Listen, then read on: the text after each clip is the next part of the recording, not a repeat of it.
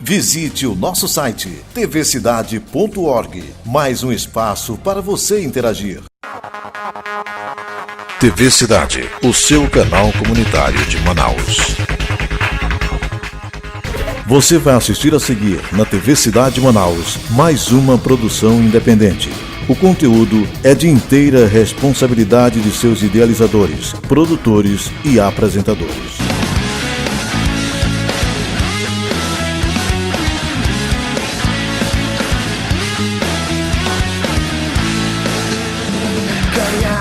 Consolidar, discipular, enviar, esse tem sido meu objetivo. E para isso eu tenho um motivo na palavra de Deus.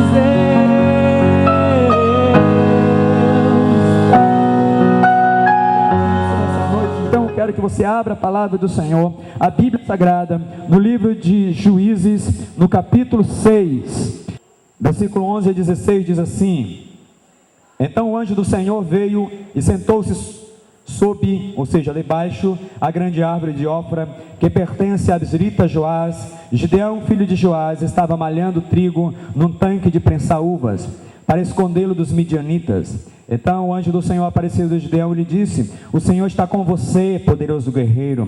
Ah, Senhor, respondeu Gideão, se o Senhor estivesse conosco, ou se o Senhor estava conosco, ou estivesse, por que aconteceu tudo isso? Aonde estão todas as maravilhas que os nossos pais nos contaram ou nos contam, quando dizem, não foi o Senhor que nos tirou do Egito, mas agora o Senhor nos abandonou e nos entregou nas mãos de Midian? O Senhor se voltou para ele e disse: com a força que você tem, vá libertar Israel das mãos de Midian. Não sou eu quem o está enviando? Ah, Senhor, respondeu Gideão, como posso libertar Israel? Meu clã é o menos importante de Manassés, e eu sou o menor da minha família. Versículo 16 encerra dizendo: eu estarei com você, respondeu o Senhor, e você derrotará todos os midianitas, como se fosse um só homem. Feche seus olhos. Pai, estamos diante da Tua Palavra, nós precisamos que o Senhor fale conosco. Nós precisamos que o Senhor nos ajude a entender, porque, ó Deus, muitas vezes nós nos autocondenamos com o nosso passado, porque nós permitimos que o passado ainda visite a nossa vida. Muitas vezes nós ainda temos uma foto na nossa carteira do nosso passado. Muitas vezes, Senhor, nós ainda temos um sentimento guardado ainda lá do nosso passado. Muitas vezes, Senhor, nós temos uma lembrança do nosso passado. Pai, nos ajuda a quebrar tudo isso, nos ajuda a jogar fora da nossa vida tudo aquilo que não permite que nós desfrutemos de algo maravilhoso e maior na nossa vida. Pai, nos perdoa também pelo fato de nós ainda guardarmos essas coisas velhas.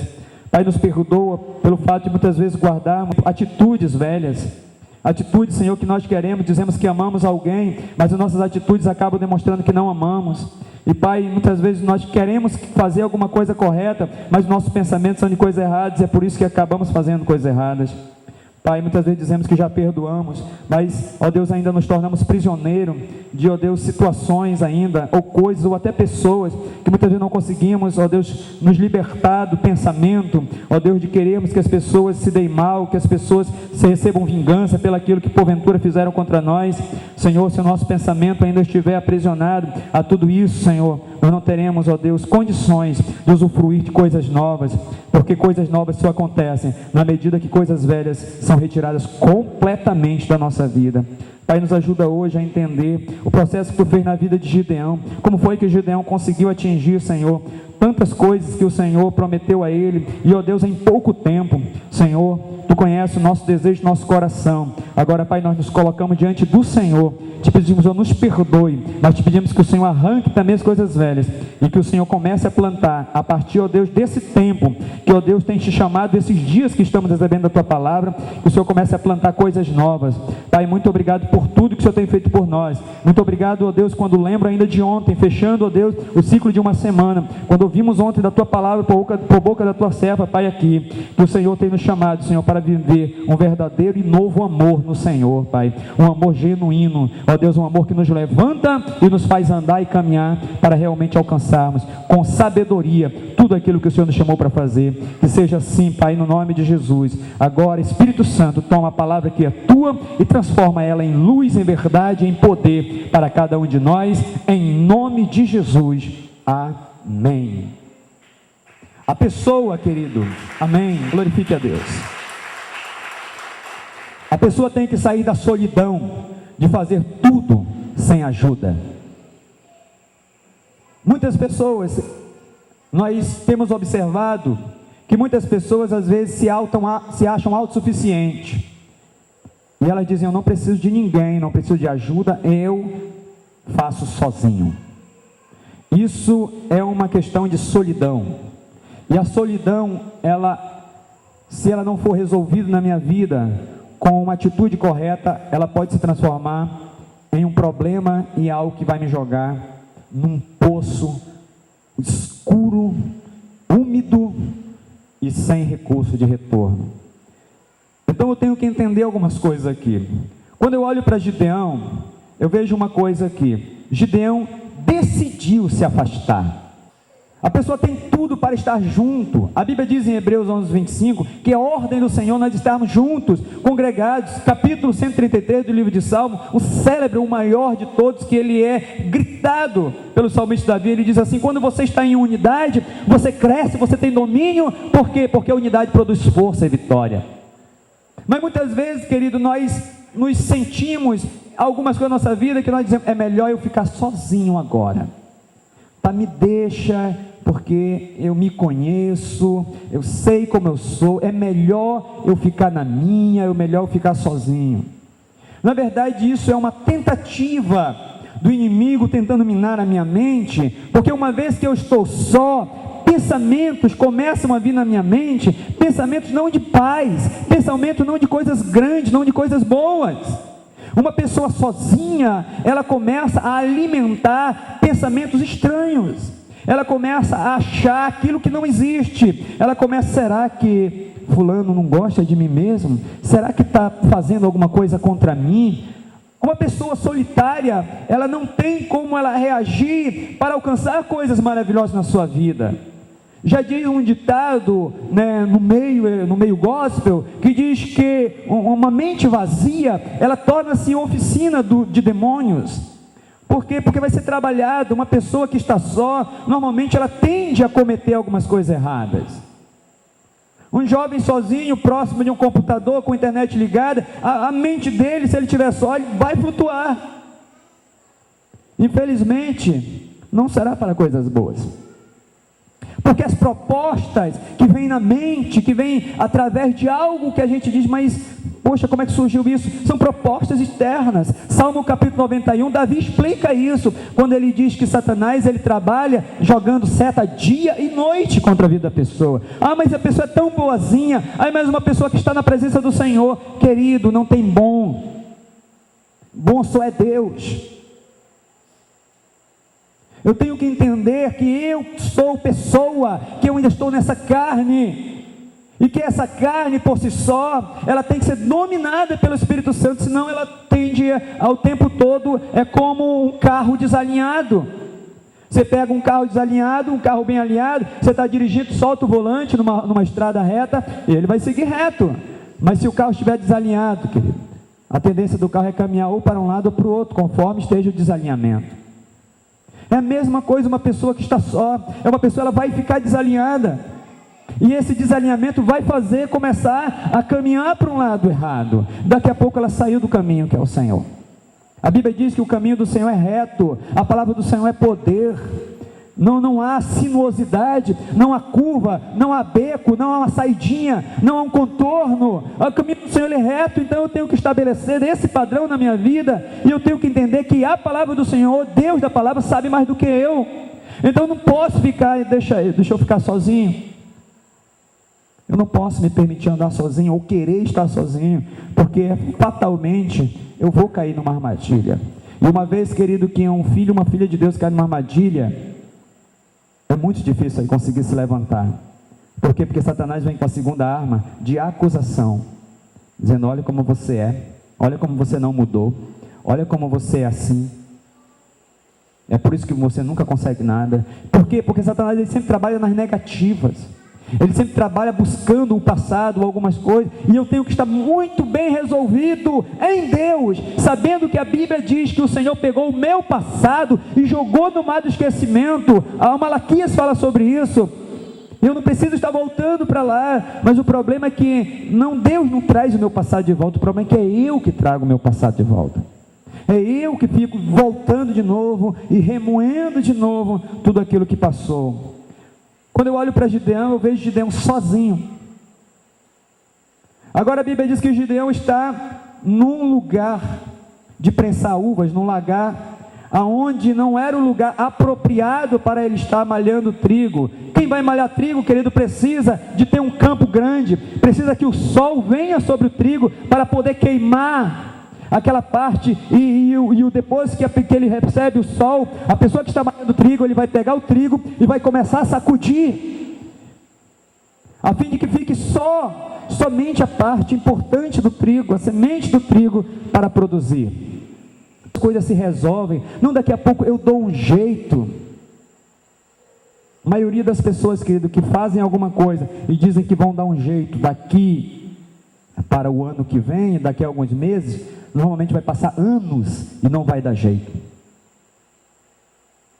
Ou eu me empenho para fazer direto, me empenho para realizar, ou então eu vou ficar anos e anos segurando. Estava aqui Gideão, dentro de um processo em que o que ele poderia produzir em um dia, ele estava produzindo em meses uma única coisa. Por quê? Porque o lugar fechado, pela palavra de Deus, que fala de uma visão não clara. Lugar fechado fala de que a pessoa não consegue ter horizontes abertos para a sua vida. Lugar fechado fala de alguém que se fechou dentro da sua própria vida. Não, mas está muito bem aqui onde estou, afinal de contas, pelo menos eu tenho que comer, né? Eu tenho essa casinha. Quando se eu me fecho dentro do meu mundinho, eu não tenho como avançar. Quando o Senhor viu Abraão dentro da tenda, no capítulo 16 do livro de Gênesis, o Senhor disse assim: vem cá, meu filho, sai daí dessa tenda, eu quero que você venha pelo lugar de fora, olha para as estrelas do céu. O Senhor disse: querido, eu não tenho como levar você a conquistar as coisas se você não começar a visualizar aquilo que você quer. E aqui vem uma outra palavra de Deus no meu coração, que diz: se eu não sei aquilo que eu quero, como é que eu vou conseguir alguma coisa? Pessoas que não conseguem discernir o que querem na vida. Uma hora quer uma coisa, não, agora eu não quero mais, agora eu quero isso. Não, agora eu não quero isso, agora eu quero isso. São pessoas inconstantes. E isso não vai trazer resultado bom. Por quê? Porque no momento que começa a produzir alguma coisa, ele vai abandonar e vai começar a querer construir outra coisa. Isso fala de insucesso. Isso fala de perda de tempo. E eu volto de novo naquilo que falei outrora. O tempo não volta atrás.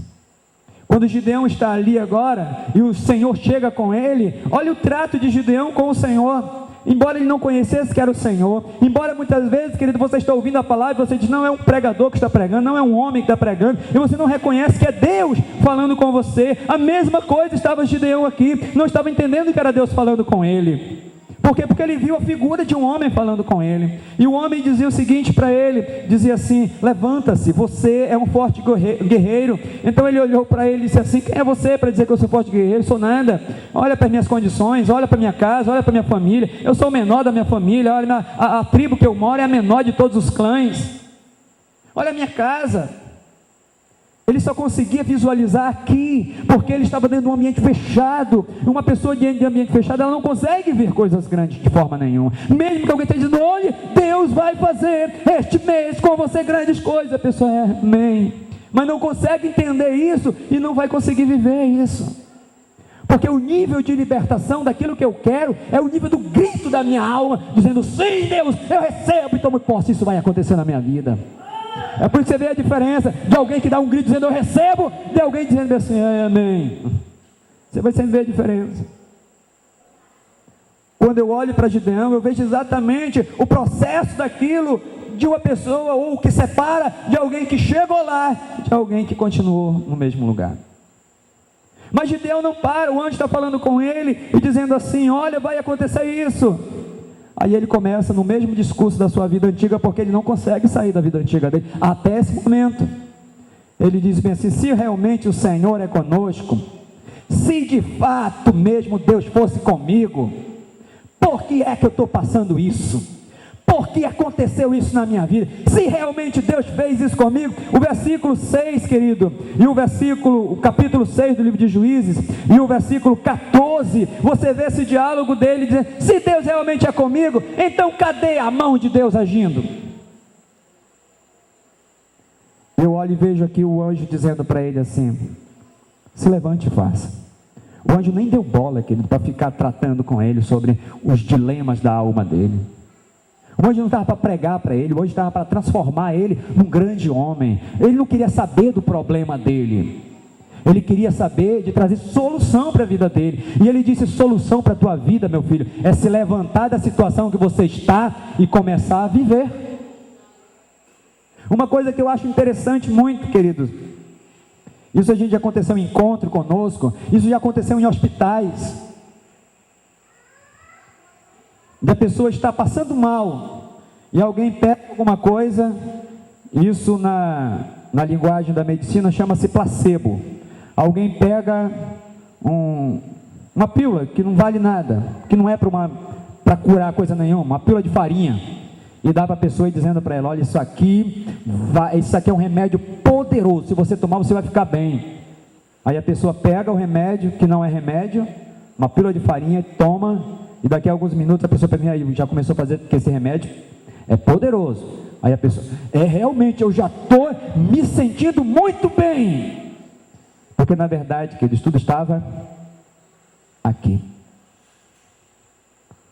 O maior problema do homem, queridos, chama-se mente do homem, é o campo da batalha, o campo aonde torna-se vencedor ou derrotado. Por isso, o homem mais sábio da Bíblia, segundo Deus, diz que, Provérbios, escrito por ele, no versículo, capítulo 23, do qual eu já referi, versículo 7, fala: assim como o homem pensa, assim é.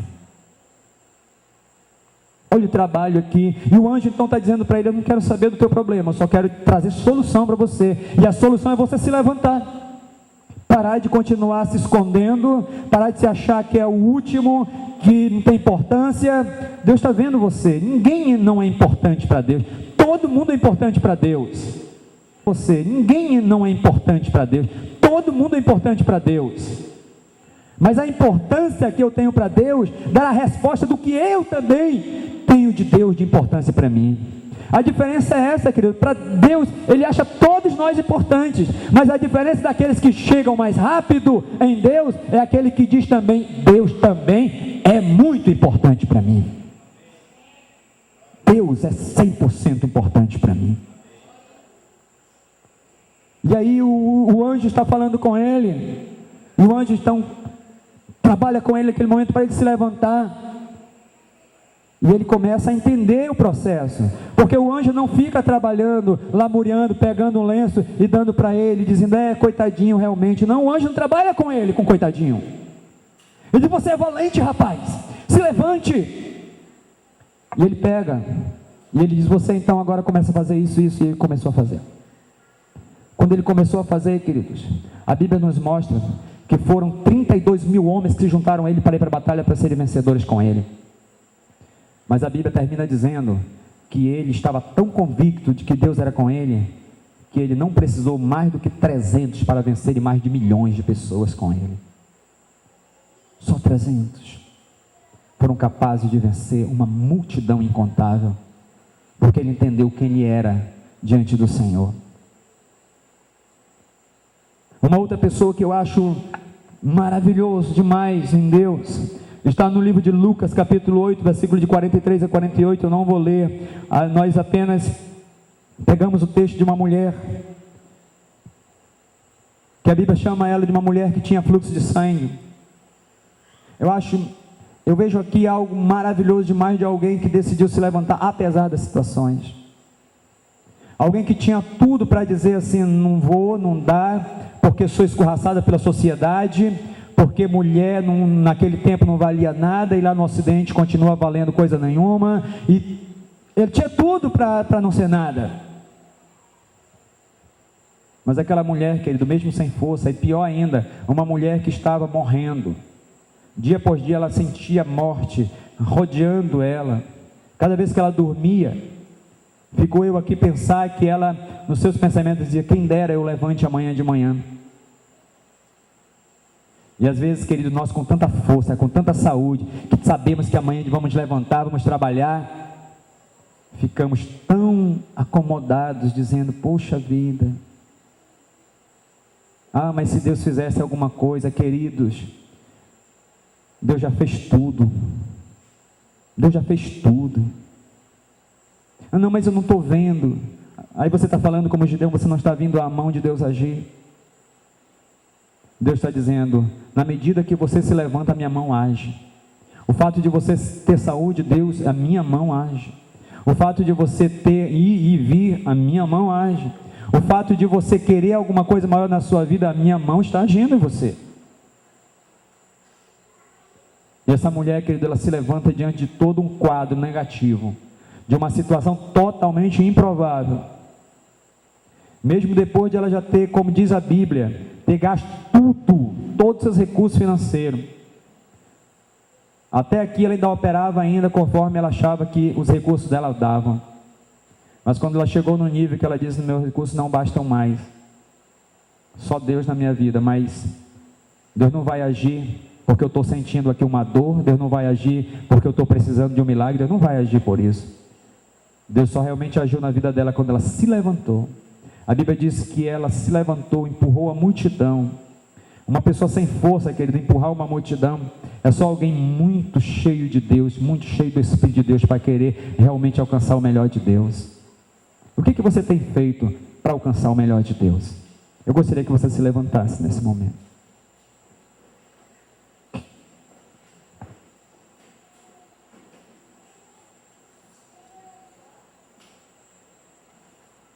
Muitas pessoas já chegaram perto de algumas coisas boas de Deus na vida, mas infelizmente recuaram.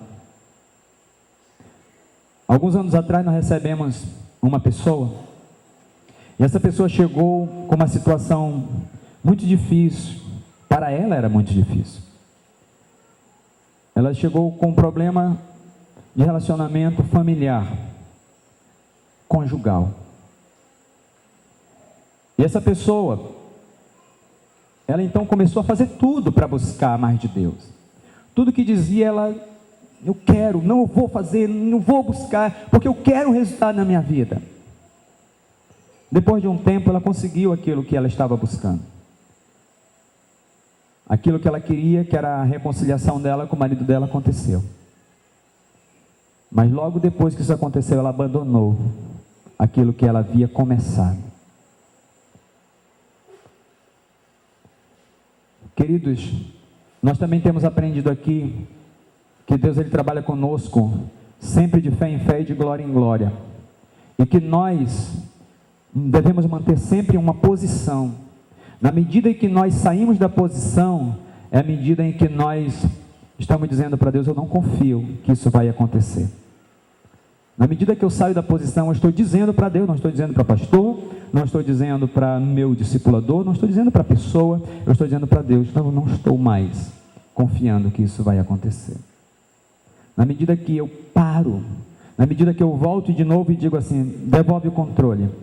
Muito obrigado pelo que o Senhor já fez, agora me devolve o controle de novo. Porque agora daqui para frente, digo eu, o que vou fazer. Quando as pessoas fazem isso, querido, elas estão marcando a sua vida com algo que será prejudicial. Não porque Deus deseja ou porque alguém deseja, mas porque ela não está conseguindo manter um padrão. Todas as coisas que ele tem um padrão. Eu só cresci até um padrão, você só cresce até um padrão. Teu filhinho que é pequeno vai crescer até um padrão. Tudo tem um padrão de estabelecimento. Se você estiver neste padrão exato daquilo que Deus estabelece, porque eu lhe falei nessa noite que o caminho do Senhor é reto, ele não abre espaço para um jeitinho brasileiro de dar uma escorregadinha, uma puladinha de um muro para depois alcançar lá na frente. Não existe isso. O processo de Deus ele é contínuo. É por isso que a Bíblia fala de uma continuidade. Ele diz, portanto, ele diz, aquele que está de pé, cuide para que não caia, porque ele sabe que é um processo. Eu escrevi essa semana na rede social e publiquei dizendo o seguinte: errar, pecar, é algo que pode acontecer na vida de uma pessoa. Porque em 1 João, no capítulo 1, versículo 8, diz que aquele que diz que não tem pecado, ele é mentiroso. E eu coloquei assim, que vencedor não é aquele que não peca, vencedor não é aquele que não erra. Vencedor é aquele que, apesar de ter tido algum problema, de ter tido alguma queda, mas teve a capacidade em Deus de reconhecer, de se levantar e dizer: Senhor, aqui estou, eu te peço que o Senhor me perdoe, mas eu confio em Ti, que a glória da segunda casa será bem maior do que da primeira.